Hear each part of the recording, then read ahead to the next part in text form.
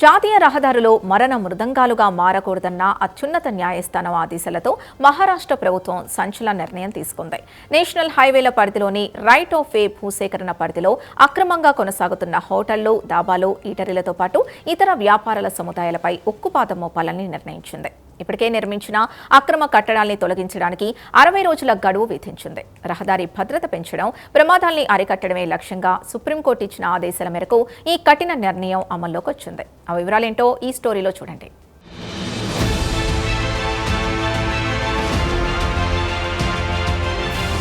National హైవేల విస్తరణ కోసం ప్రభుత్వం సేకరించిన స్థలంలో వెలిసిన ఎలాంటి అక్రమ నిర్మాణాలనైనా తక్షణమే తొలగించాలని మహారాష్ట్ర ప్రభుత్వం అర్బన్ లోకల్ బాడీస్ అలాగే జిల్లా యంత్రాంగాన్ని ఆదేశించింది. జాతీయ రహదారుల వెంబడి కొత్త నిర్మాణాలను అరికట్టేందుకు అత్యున్నత స్థాయి నియంత్రణలు విధించారు. ఇందులో భాగంగా హైవేల హద్దుల్లో కొత్తగా డాబాలు, రెస్టారెంట్లు లేదా వాణిజ్య సముదాయాలు నిర్మించడాన్ని తక్షణమే నిషేధించారు. అలాగే NHAI లేదా PWD ముందస్తు అనుమతి లేని లైసెన్స్లను 30 రోజుల్లోగా సమీక్షించి కొత్తగా ఎలాంటి అనుమతులు ఇవ్వకూడదని ఆదేశించారు.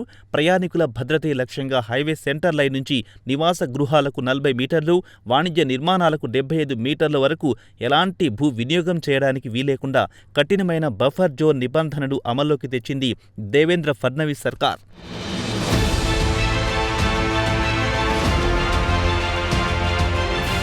రాజస్థాన్లోని ఫలోడి సహా పలు హైవేలపై నిలిచి ఉంచిన లారీలను ఇతర వాహనాలు ఢీకొని పదుల సంఖ్యలో ప్రయాణికులు ప్రాణాలు కోల్పోవడంపై సుప్రీంకోర్టు తీవ్ర ఆందోళన వ్యక్తం చేసింది.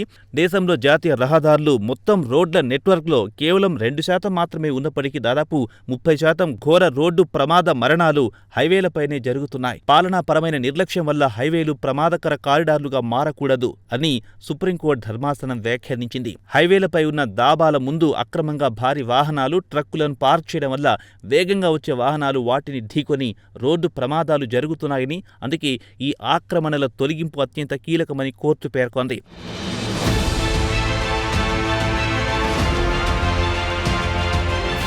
ఈ నిర్ణయం అమలు కోసం ప్రతి జిల్లాలో district highway safety task force ఏర్పాటవుతోంది.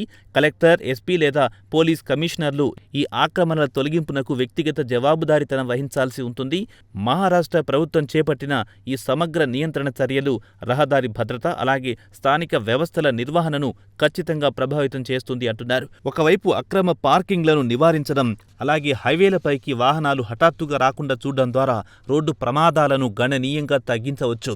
Buffer జోన్లలోని ఆక్రమణల తొలగింపుతో రహదారుల వెడల్పు పెరిగి ట్రాఫిక్ నిరాటకంగా సాగే వీలుంటుంది. మరోవైపు రహదారుల పక్కన దశాబ్దాలుగా నడుస్తున్న వేలాది డాబాలు, చిన్న తరహా వ్యాపారులను తొలగించడం వల్ల చాలామంది స్థానికులు ఉపాధి కోల్పోయే ప్రమాదం కూడా ఉందని అభిప్రాయాలు వినిపిస్తున్నాయి.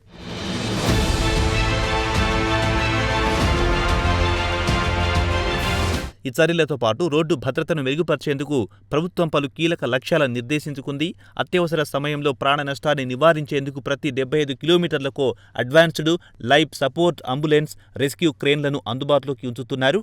ఆధునిక సాంకేతికత సహాయంతో స్మార్ట్ నిఘాను పెంచేందుకు ATMS కెమెరా, వేగ పరిమితిని పర్యవేక్షించే స్పీడ్ డిటెక్టర్లను ఏర్పాటు చేస్తున్నారు. అలాగే హైవే నిబంధనలు ఉల్లంఘిస్తూ స్థానిక పంచాయతీలు జారీ చేసే అక్రమ ట్రేడ్ లైసెన్స్లపై కఠినంగా వ్యవహరిస్తూ నకిలీ అనుమతులన్నింటినీ రద్దు చేయడానికి మహారాష్ట్ర ప్రభుత్వం శ్రీకారం చుట్టింది.